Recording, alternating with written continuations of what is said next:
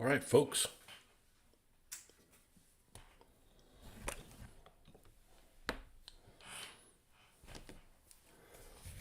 Back to the M8 armored car. Now, I need to see if there's these headlamps that are hidden in there. I may paint them in. Let me take a look and see what the front of a M8 armored car is.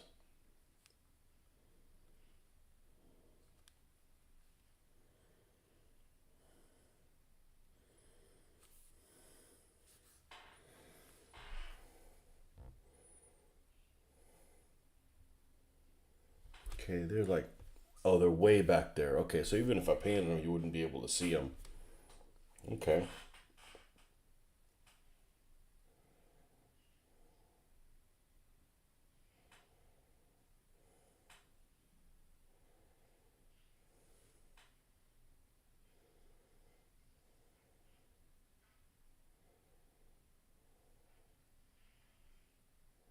Oh, this one doesn't have the gun. This one doesn't have the shields on the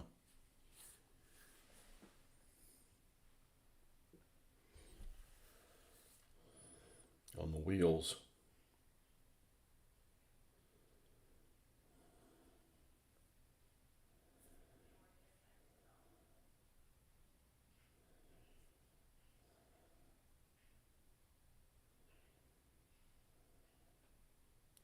I don't know that there's much to do left on it other than painting some of these parts metallic. So let me get a little bit of black on here. We scraped some off that 50.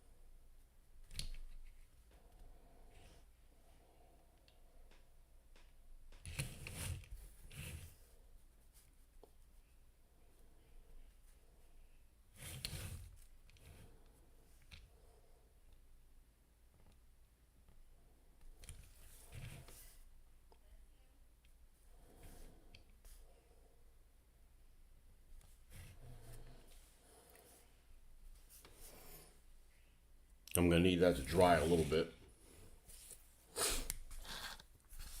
Go in there and dry brush some of the metallic. It's pretty much ready to go.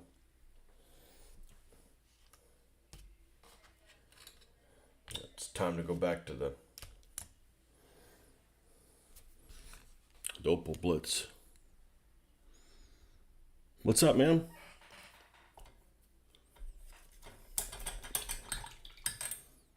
Happy Wednesday morning, or it might be Wednesday afternoon or evening.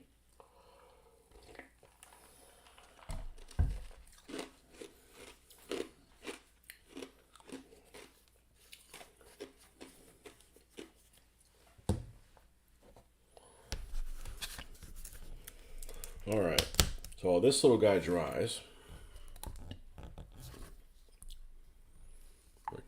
Scraping the bottom of this thing.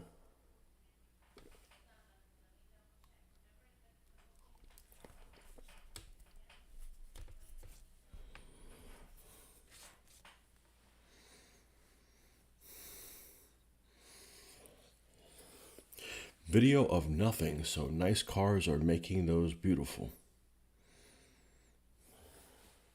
I don't know what that means. I did cars. I'll probably go back to at some point and maybe do some cars or repainting die-cast cars. When I started taking a look at it, some of those die-cast, little Matchbox Hot Wheels, Only thing I don't like about Hot Wheels is the actual wheels are a little way over the top. But all those little models actually have a fair amount of detail on them.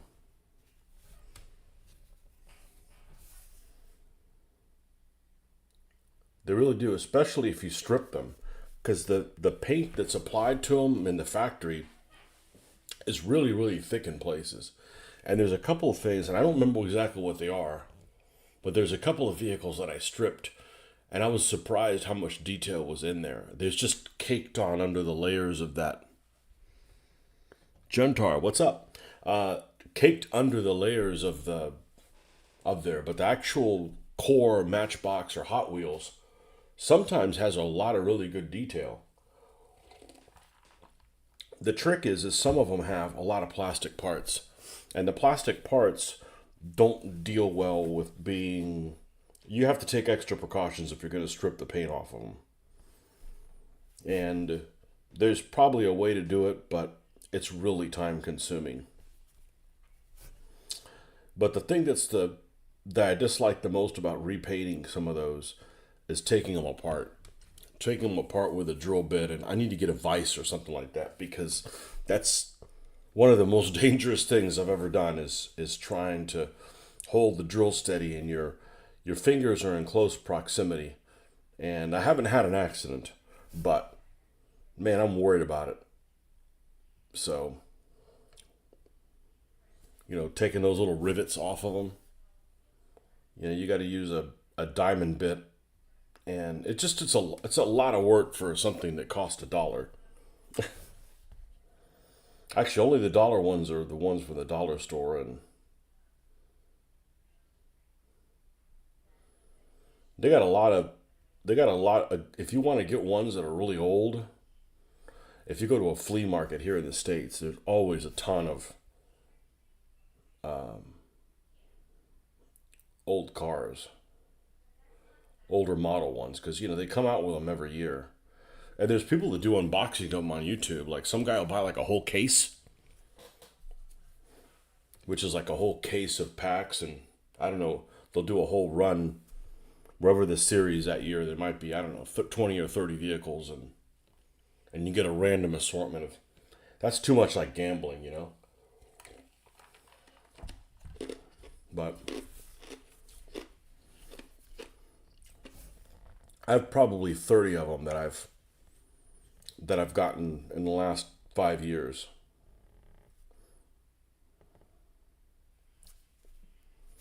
Oh, we get to try something a unique discovery here and see how it works out on this rear window.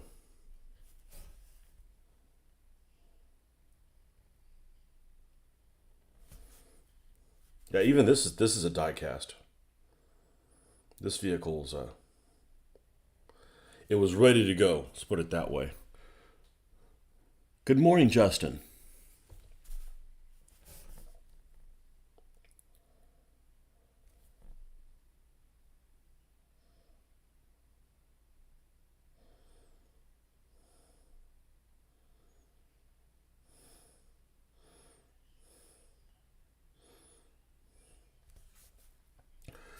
Yeah, I did enjoy doing the repaints of the cars.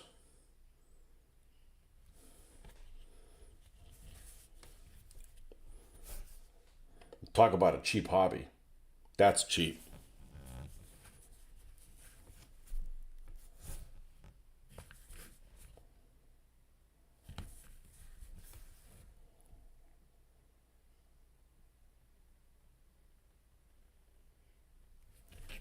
Don't fall off of here. Don't fall off the wagon.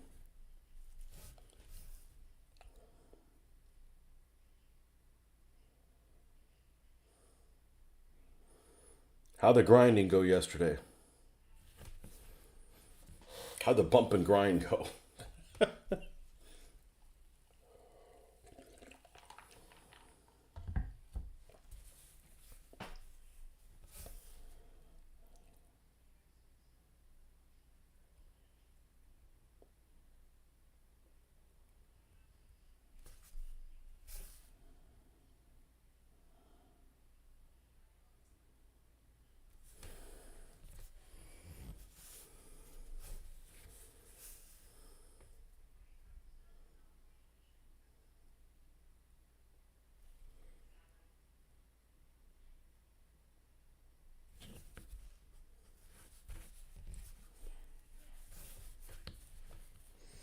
Easy as hell, just dusty as hell, right?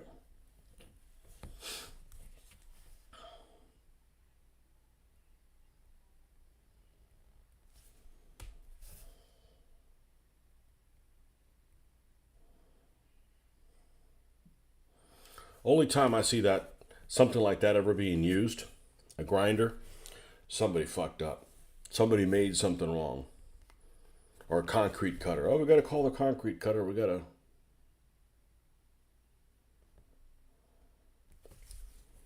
made an error.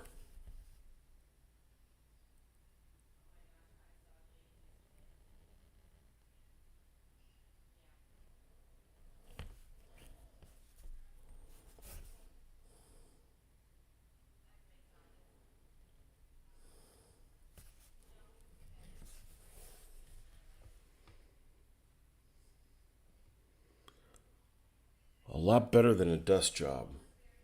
Well,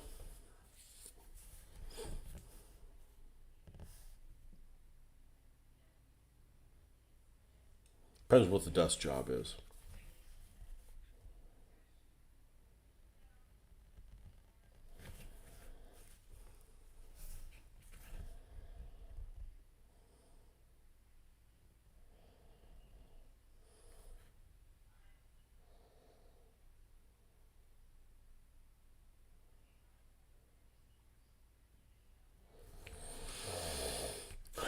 I've started to realize what I really hate is variables. I hate surprises and I hate things you can't count on. Like, all right, I gotta be able to get out of here at such and such a time, and then you can't. Like, if you know you're gonna like today's my late day, right? I don't know when I'm gonna leave. Okay, that's fine. I know I'm gonna get bent.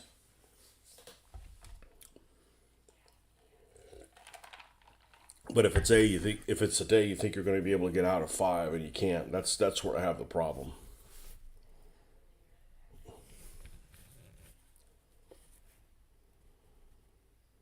And it's just because I have so many changes that happen constantly, every day, and there's no cure other than not go to work.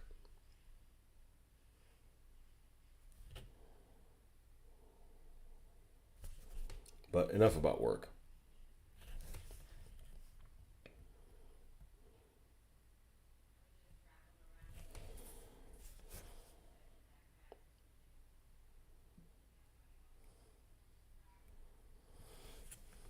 So there's different levels of things that I dislike. Like for instance, going on a trip packing, like the whole worry about packing. Well, what am I going to do? What am I going to leave something? What if I'm going to make just that shit? Like if somebody said, "All right, now grab that, now grab that thing, now grab this, now grab the other thing," but just sitting there and like, what do I do next? Like the shit you would have to do to like, man, I got to write a paper. And I don't know how to do it. That kind of torture, so to speak, mental torture is really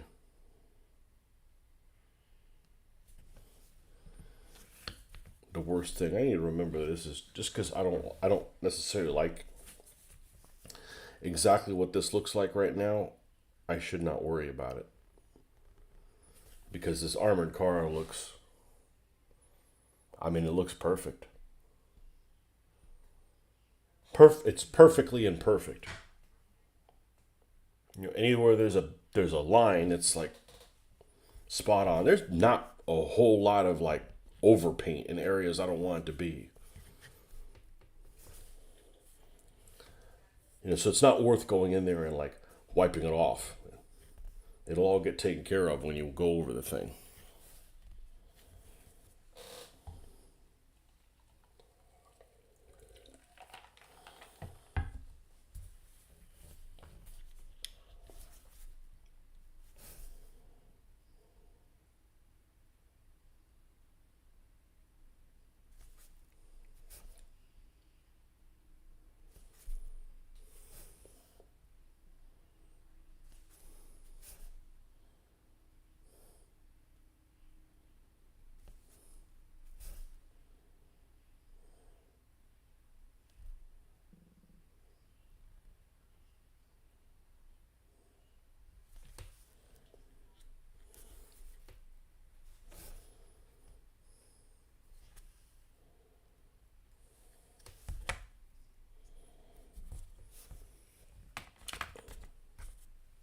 Let's just throw this one on there.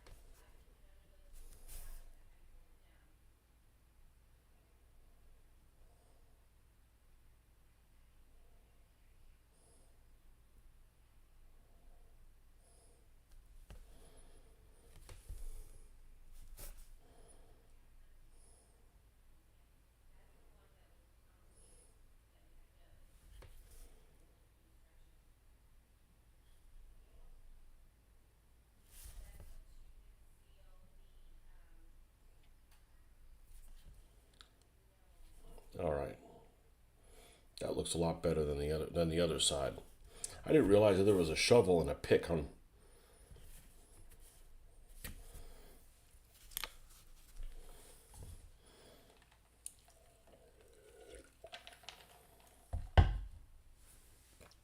pickaxe.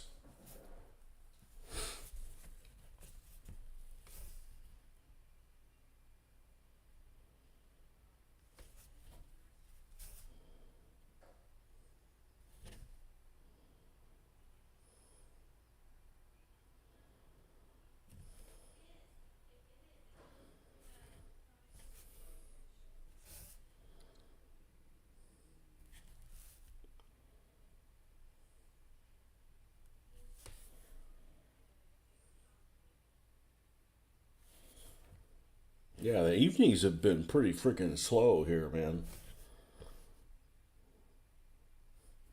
I know not last night, but the night before, I was like, man, there was hardly anybody on. I ended up coming back and doing some stuff on the armored car. I think it was the armored car I was working on. No, it was the T-34.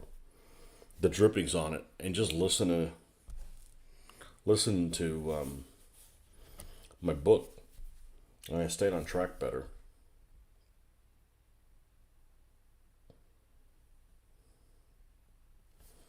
But I think I'm going to go to the Pacific. I'm gonna do some Pacific stuff probably in June. I don't know what, but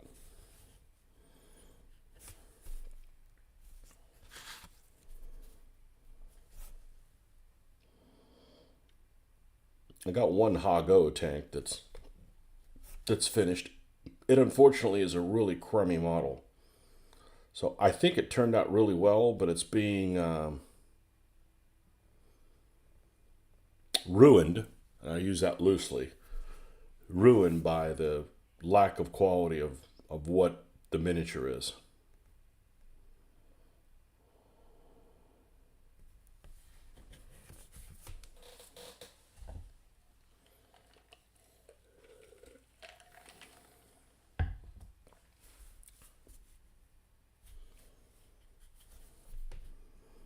I got another Hago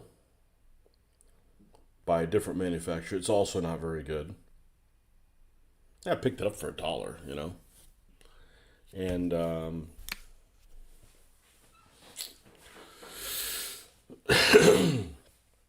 I got a self-propelled gun.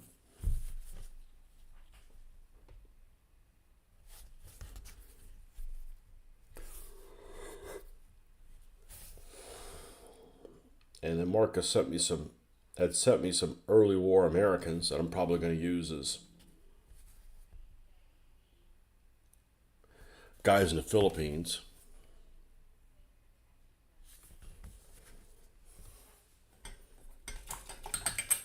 Philippines in 41 and 42.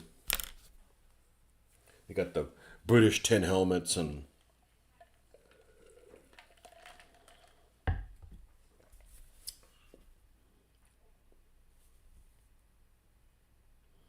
so forth. This is what I wanted to test. I want to take some of this hand sanitizer. Yeah, I guess that'll work. Put a little on the brush here. And then ever so carefully brush it on this rear window that got oversprayed.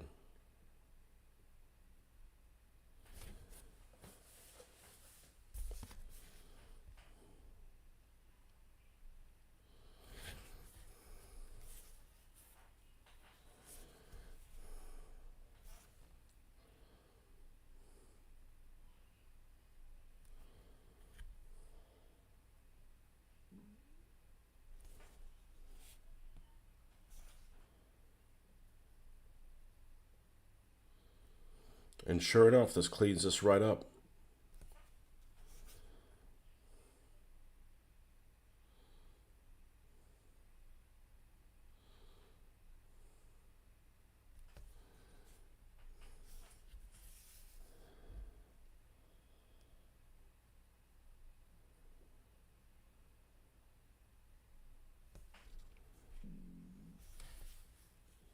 That's crazy.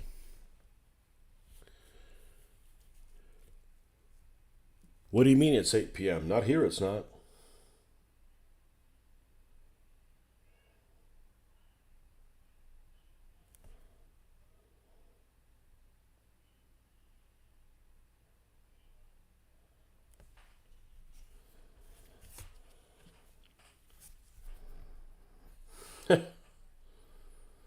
Although I don't care if I wish it was 8 p.m.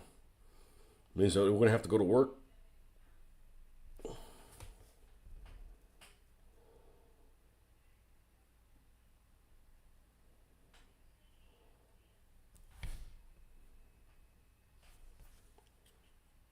Wow. Okay. The secret of hand sanitizer. And I don't know if, and I'm gonna take a little bit of water.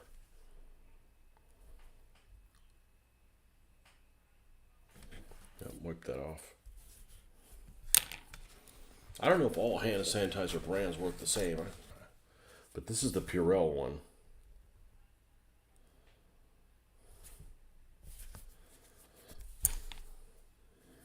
and it's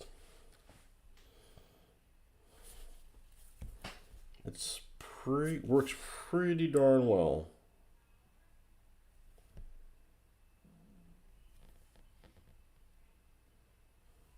Okay, we already did the chassis. Let's soak this up.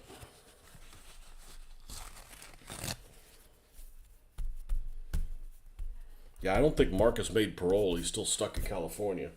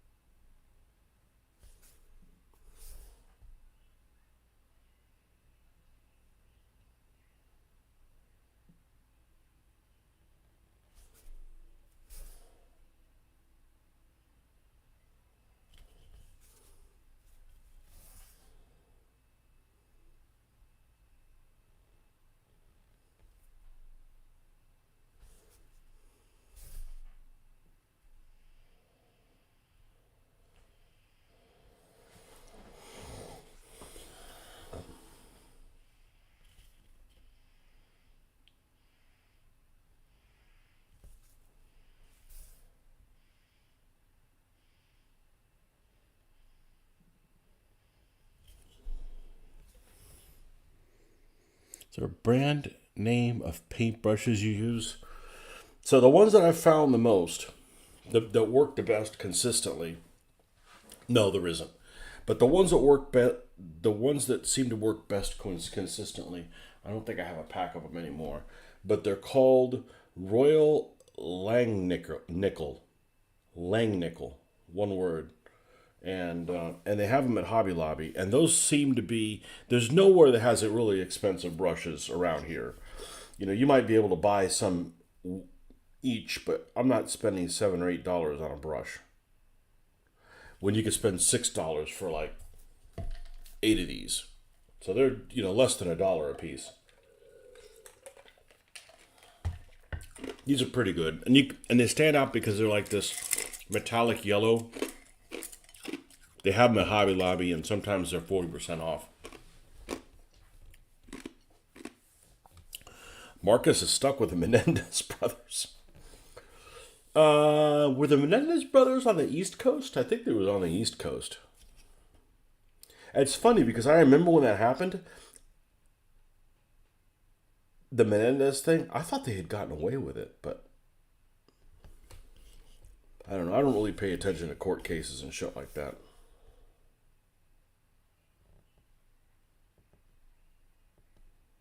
Obviously, if I got it 180 degrees wrong, I automatically tune out about a court case. I'm like, unless I'm the one going to be at court, I really don't give a shit what happens.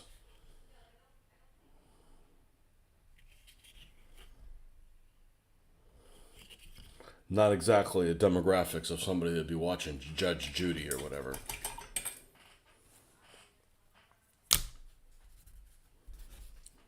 What was that one called?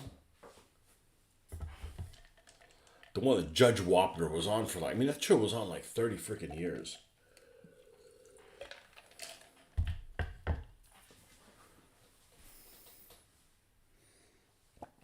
Getting out of prison.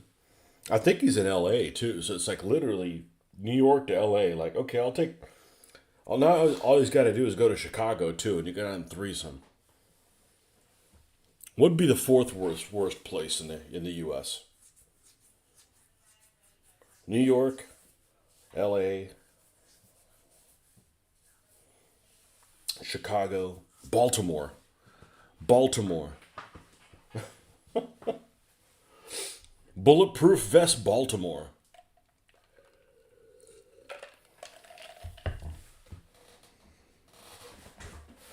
Hell, I wouldn't want to live in Tampa. Jacksonville. And Jacksonville's got some areas that you better not go in unless you call in fire support first. Level a couple blocks.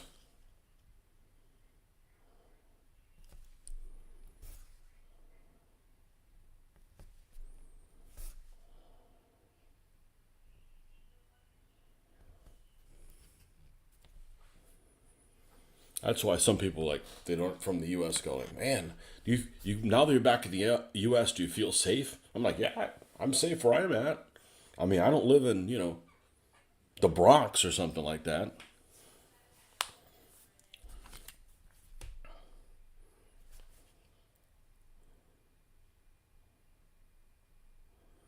I mean, there's some places in the U.S. I've visited and it's like, man, this is like a third world freaking country.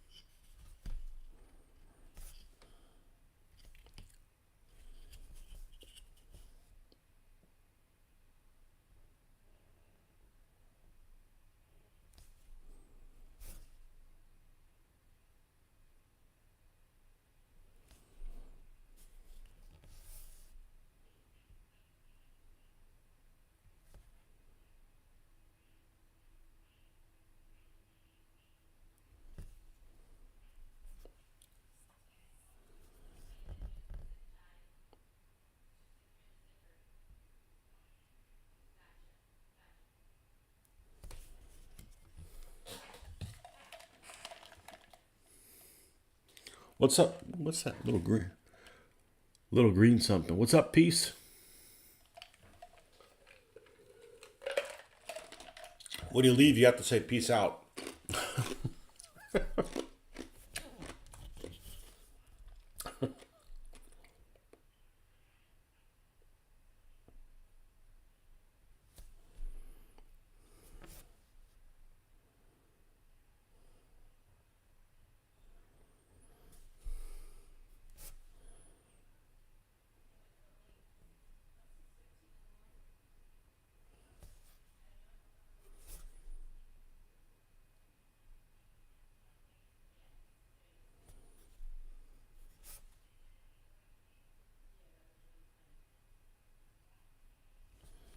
It seems like this takes a long time, and I guess it does, but everything takes a long time too. But we're 3/4 of the way around, and I think this is the last thing, and then we can start dry brushing some of this stuff on there. Make this thing come along. Make this thing come alive.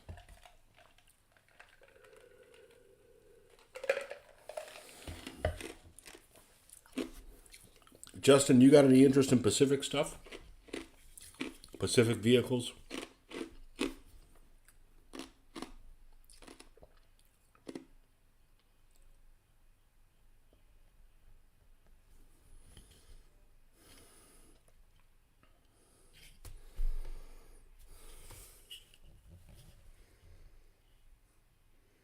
Missile launching vehicle? No, this is just a little Opel Blitz truck.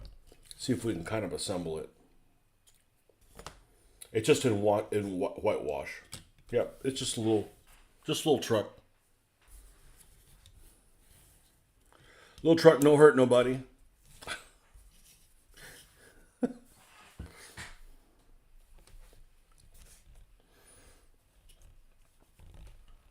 Missile launching vehicle. I don't have any of those. I don't have a rocket launcher. No Katyushas. Katyushas would be a problem. You wouldn't be able to hit anything on the board. It'd be too close.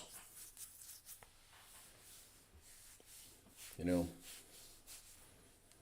And let me take a photo of this because it looks like a melted asshole probably from your vantage point.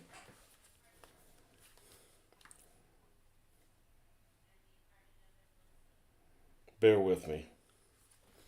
That's why this is taking so long. I'm actually going to kill this light, is it has too much light reflection back at the camera.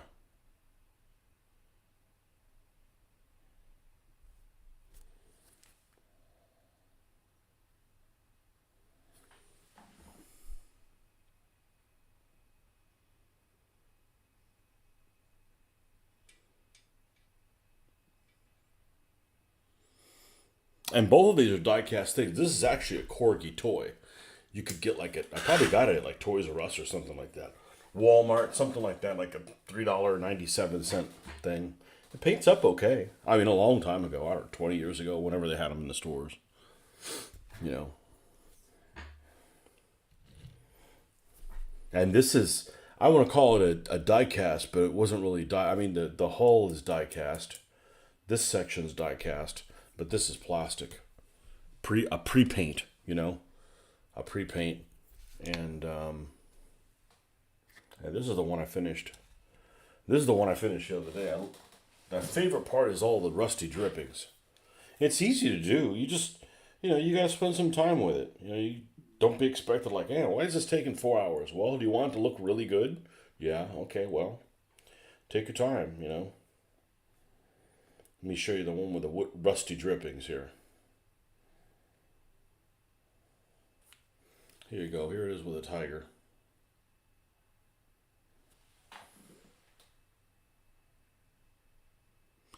You like Jungle Warfare? I'm looking at it as an opportunity to learn more about stuff I'm not really familiar with. Here's a close-up on this. This looks better than a real tank. It looks better than a real tank. So I do all this stuff on here. If you guys have any questions, I do not mind giving away all of my tricks. What I don't want to do is describe in detail in an article how to do it, because I don't gain anything from that, and it's a lot of work. And then and then people still don't see it, and I'd rather interact with you guys. And I'm working on my own stuff while I'm doing it, so But I don't want to hide stuff. Like, let me write this article 10 page, and then you don't know who read it, or it's just I'm not a writer. I'm not a writer at all.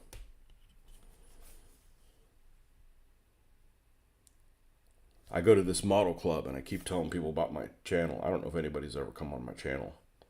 It's on that club. They want an article. Well, I don't want to read an article. I don't want to write an article. Here's the trade-off. I'll tell you everything you want to know, but you got to make it easy for me. If you make it difficult for me, well, what did I do wrong? Why am I getting punished?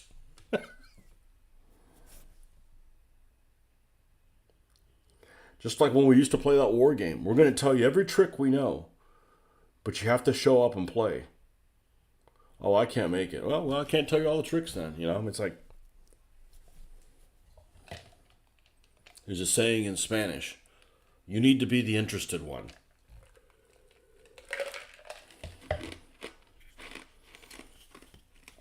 No Pacific, huh?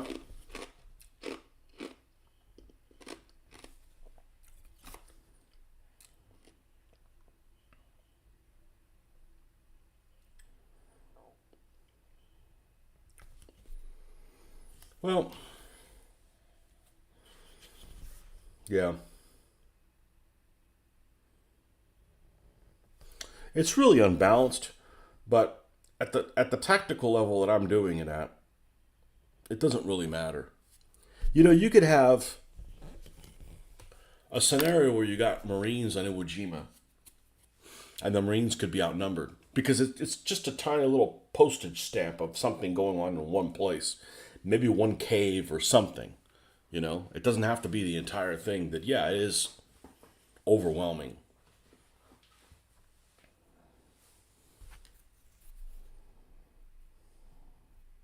What was the name of that one Japanese guy I'm supposed to name?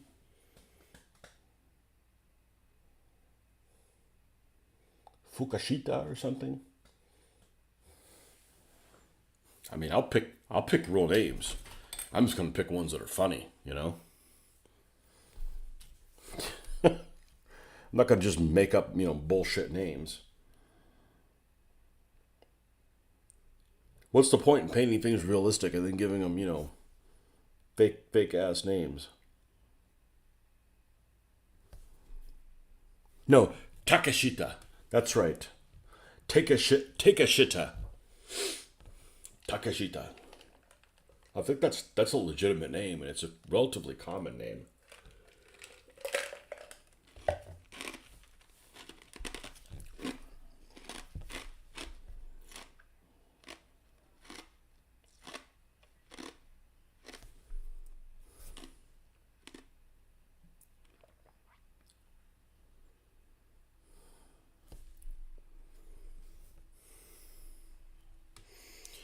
You made jets. The only jet I've ever built, somebody for my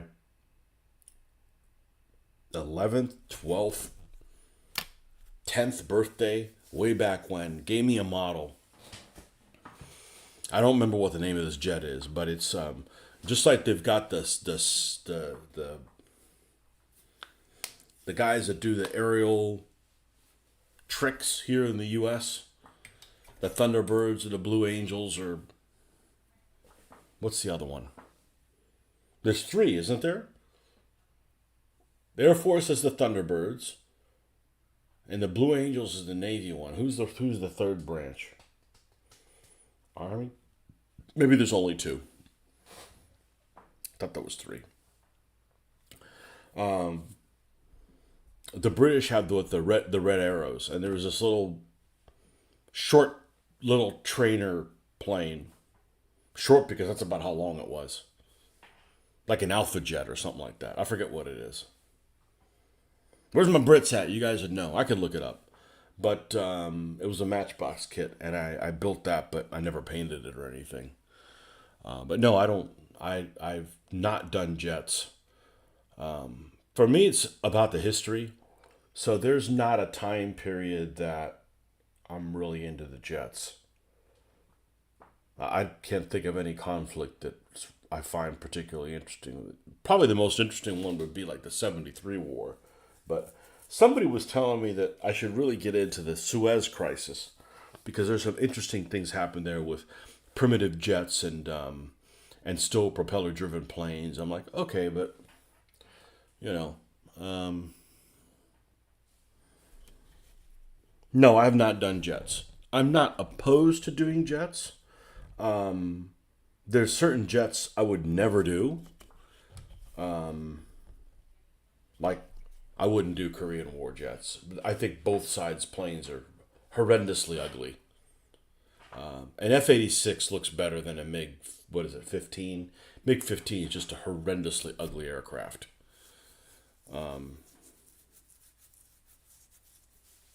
In my opinion. Um, what was I thinking the other day? Oh, my P-40. I might actually take my P-40 and make it on the ground and use it for the Philippines.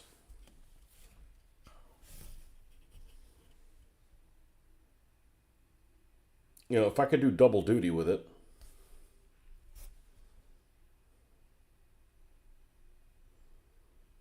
use it as a model and then get up off my ass and finish the B-2. Afghanistan just doesn't interest me. Russian helicopters do look cool. There's some Russian things that look pretty cool. And I'm talking about Soviet stuff. The Soviet stuff. There's a lot of aircraft that are jet period, whether or not they're jets, that are really attractive. The actual vehicle itself, and some of them are Russians. That Bear bomber, that well, that's not a jet. It's a turboprop or whatever it is. That's a beautiful aircraft. It might be a piece of junk, okay, but it's a really attractive. A B-1 bomber is a gorgeous aircraft.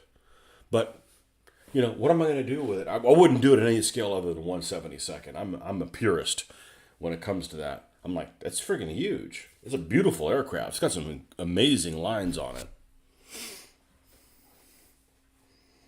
You know, oh, those jet German bombers. Yeah, I don't like stuff like a B-2. It's just like it's too much technology. Like just like there's no lines or things on there. MiG 23s. I've always thought MiG 23s are attractive aircraft. I know they're a piece of junk. I don't care. You know, always like MiG 23s. Backfire. The backfires are good looking planes. I don't mind the Russian aircraft with the Red Star. I'm not a fan of anything with a hammer and sickle on it. It's not an attractive device. Period. Red stars look good. They look good on aircraft.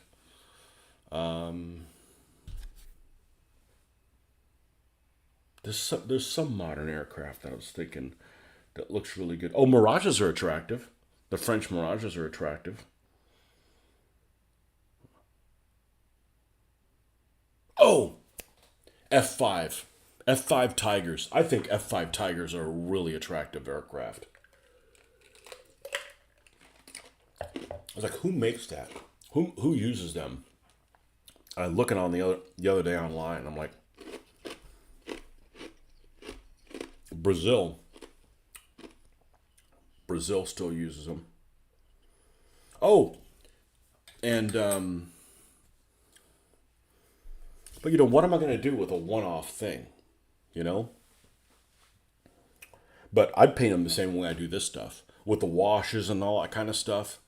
I'm not going to use airbrush for weathering. I can't. That's too uncontrollable. You know, I could do a better job with my dry brushing technique stuff.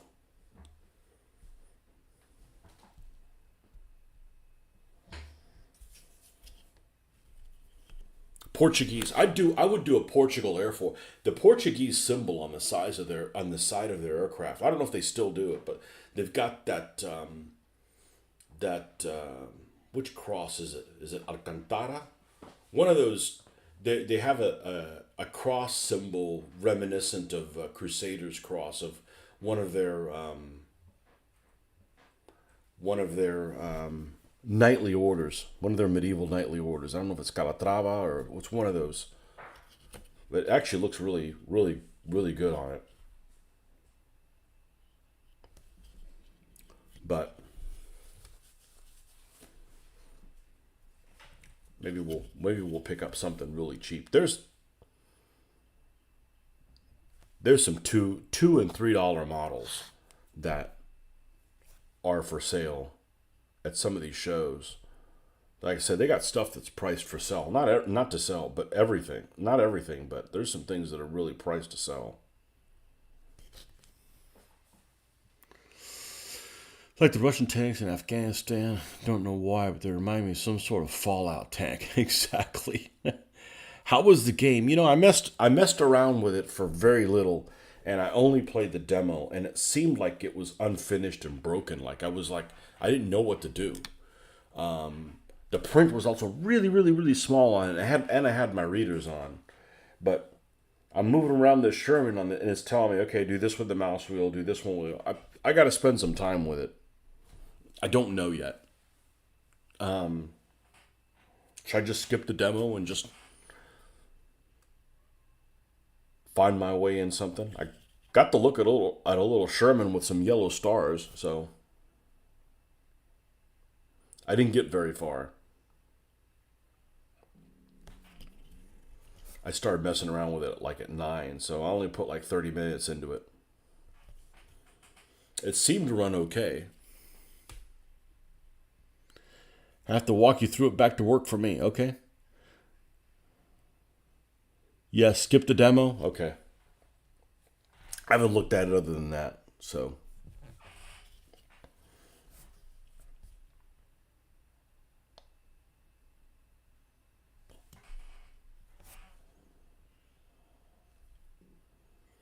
That's one of those games that I haven't played, but I know what to do.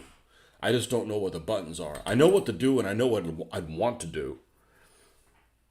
I just don't know the buttons that I need to press to do them. There was this video game that came out many years ago that the first time that I played it, there's this guy who's like, "Hey, let's play this game," and I'm like, "All right, well, I don't know how to play it," And it's a game that's like a counters type game.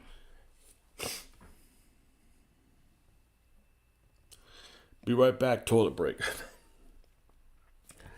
Now, this game actually that I think pretty highly of, and it came out in the mid '90s.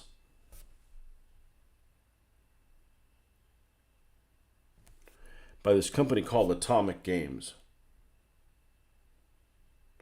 And Atomic Games made some of my favorite games back in the day. This one being one of them, and the other one was the Close Combat series.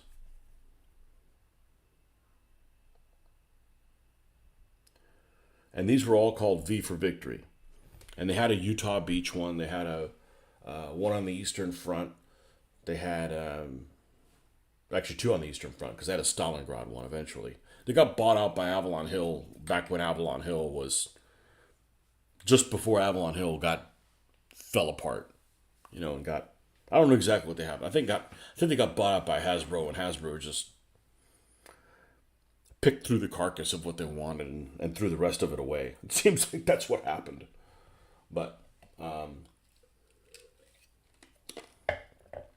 Gold Juno's sword, Market Garden. They had a Market Garden one, Gold Juno's sword, Utah Beach, Stalingrad, Operation Crusader.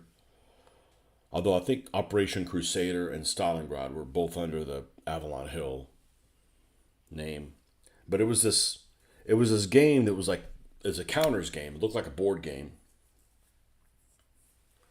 And it was a battalion level game. Most of the counters were battalions. There were some that were companies.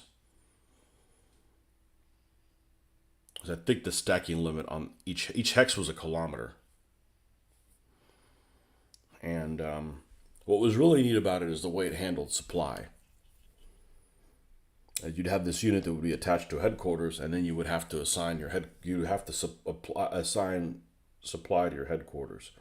It sounds complicated, but it isn't. You basically could pick like minimal, defensive, general, and offensive supply, and it would be like this little tonnage, and it would that's all the steps you had. So you would get, I don't know, 10,000 tons or whatever it was in the whole game, and then you would have to, like, maybe you wanted this HQ to have guys with really good supply, so you put the units that you wanted to have really good supply in that headquarters, and then you could dial it up. But obviously, if you put things that used up a lot of supply, you'd use a lot of more supply. So you might have to do like minimal supply in different places, but maybe you wanted a Panzer division to be well supplied, so you dial that all the way up, and you could tinker with that kind of stuff. But it handled the, obviously you still had to keep your lines of supply, when you went and attacked people. But it took something really complicated and put it in a way that was easy to kind of understand.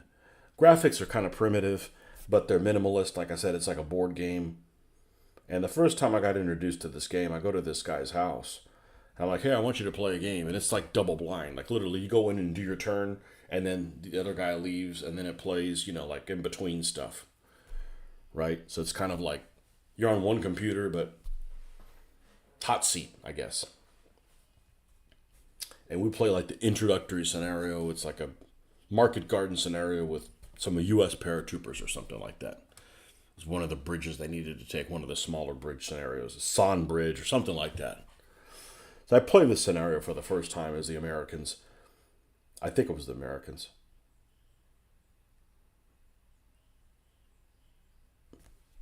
And beat his ass. We switched sides, I beat his ass again. I'm like, I've never played this before. But I know what to do. I just, it's not complicated enough that it's an interface that's attractive, and it's easy to figure out where the buttons are that do certain things. Sometimes the interfaces can be too overwhelmingly complicated, not laid out very well.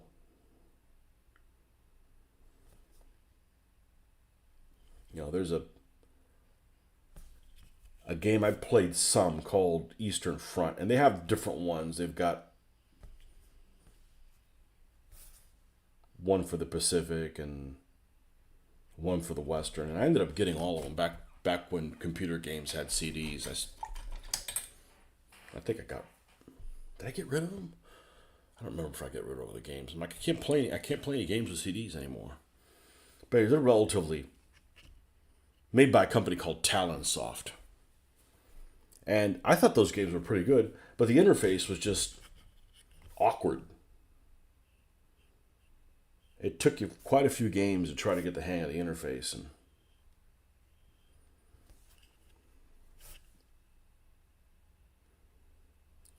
a lot of games suffer from that. A lot of games suffer from they don't put a whole lot of thought how to lay things out. So you got to keep people engaged, not want to walk away. So I don't know how this Tunisia game is going to be, if that's the same situation. I know what to do and how to do it. I just don't know how to do it within the interface. Like, I've played enough war games, I've read enough history.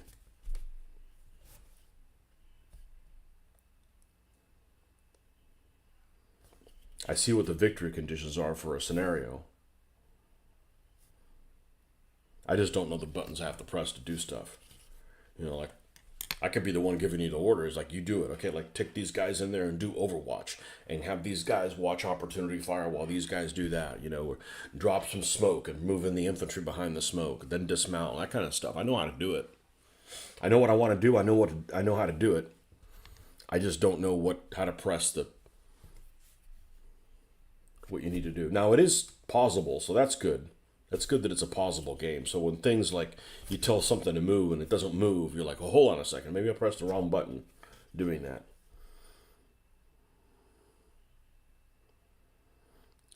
I actually don't know if I can give it orders in between turns, but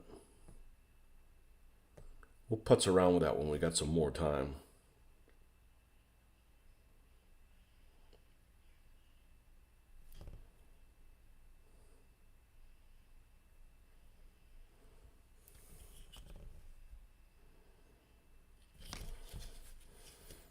Now, if you took something like a Napoleonic game, yeah, I don't know. I don't know how to do that. I mean, I know how to. I know how to. But like, I wouldn't know. Like, all right, you got to move into a skirmish line and then move into a column and do. That's stuff. I don't speak that language. That's.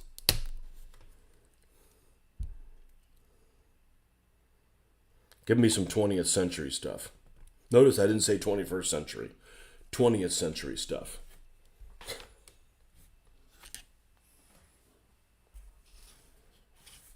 Damn, it's almost time for the salt mines.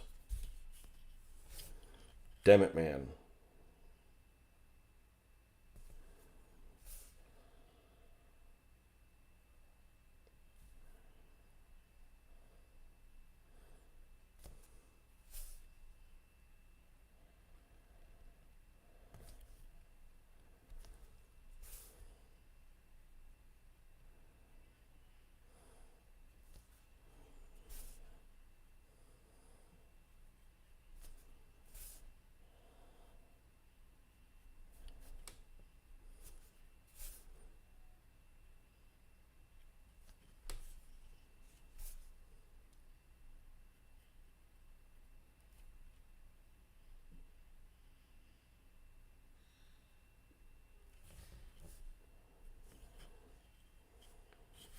All right, we're gonna have to stop here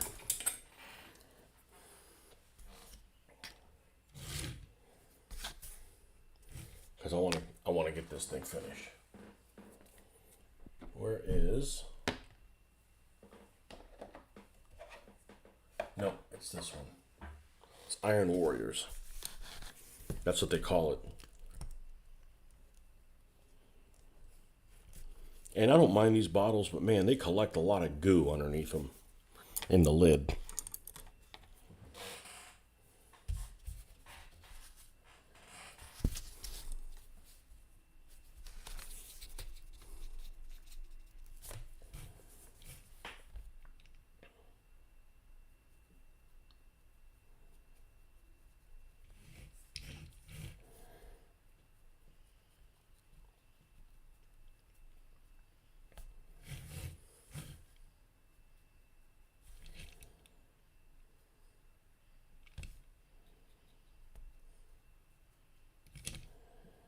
And I could have replaced this with a better looking 50 caliber. I'm like, we'll just use the one that comes off the toy.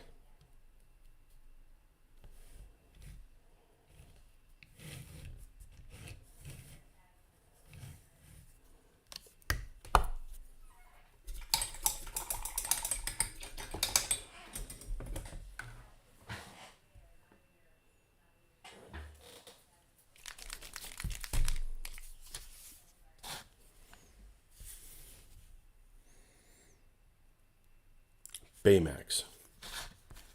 Get that creature off of. Yeah, it is. I never finished. Oh, look, see, look. Look at the problem with these containers.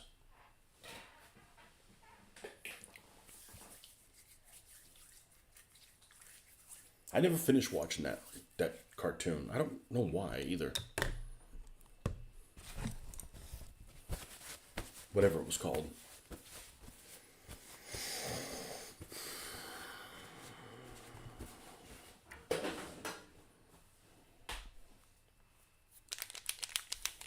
I remember Betamax. Something different. They spill. Yeah, I don't know why. I mean, that's how they collect so much goop there. Well, I need to look. I just grabbed it and what the you son of a bitch. Ain't nobody got time for that. And it's Jesus Christ. And the problem is you get that. I don't want to transfer that onto something else, and I have to fix that.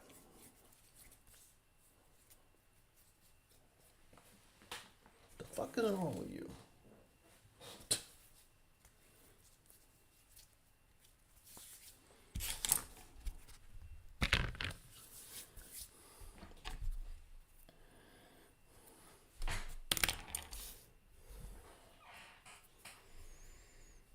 Am I building a war map? You mean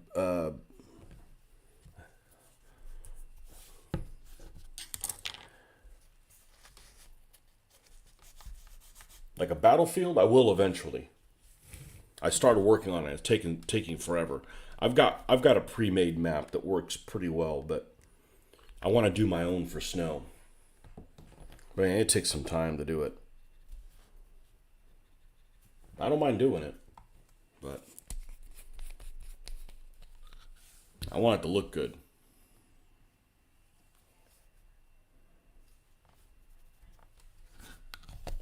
All right, we need to paint the little ammo box that's on this 50 cal. Make sure I don't have anything on me. Okay. We don't want to have to redo this thing. This ammo box that's on here needs to be an olive drab. Whether or not it's whitewashed doesn't matter.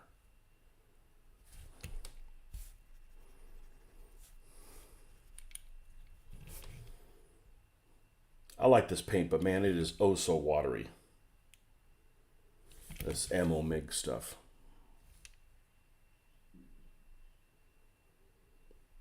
But their colors seem to be good. Like the AK paints are thicker, but man, some of their colors are just off.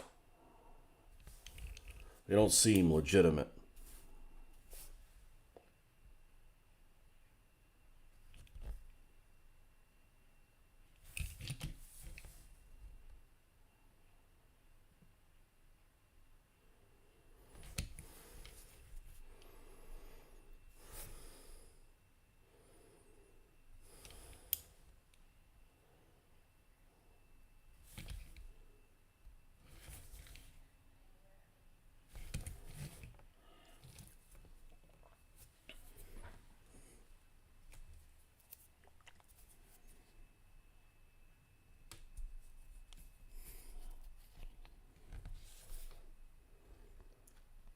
There's this one game, speaking of Battlefield, there's this one game, I never really played Battlefield, but there's a Battlefield scenario, the video game, that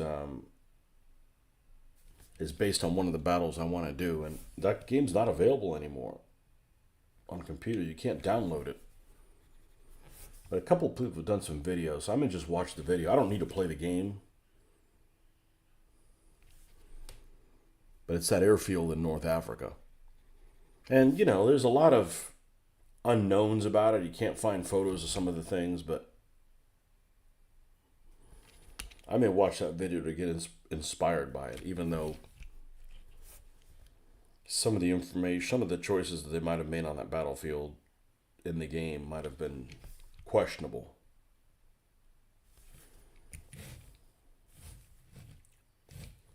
Okay, so that's where we're going to stop. All right, folks. Well, thanks for stopping by. It's off to the salt mines. We'll see you guys this evening.